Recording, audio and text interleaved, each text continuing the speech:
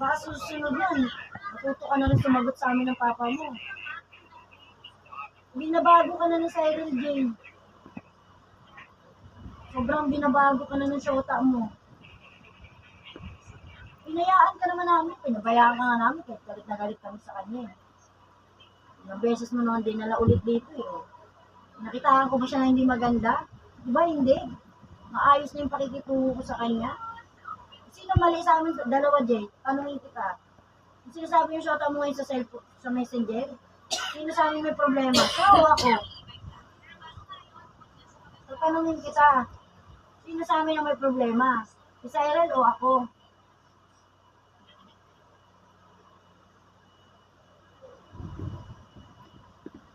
Hoy! Sumagot ka. Sino sa amin may problema ng shota mo? Sumagot ka. Si Cyril o ako? Ako na nanay mo. Ha? Sino? O, siya pala eh. Nandito kami anak. Hindi ka namin iiwan at pababayaan.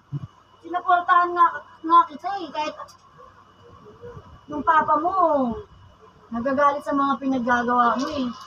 Nasira na may tiwala namin sa'yo nung malaman namin na buntis mo yun eh. Pero anong ginawa namin? Di ba tinanggap pa rin namin? Oo, nasermonan ka. Tama lang naman kasi yun, anak. Paano kayo matututo kung hindi kayo sa sermonan? Anak? Anak? Sabihin mo, anak? Ha? Anak? Ano? Ha?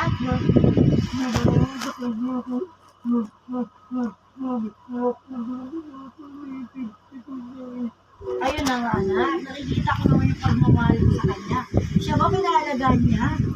Anong nakikita ko sa kanya? Ang dami niyang chat sa'yo tungkol sa pamilya natin. Di ba meron sa pamilya natin?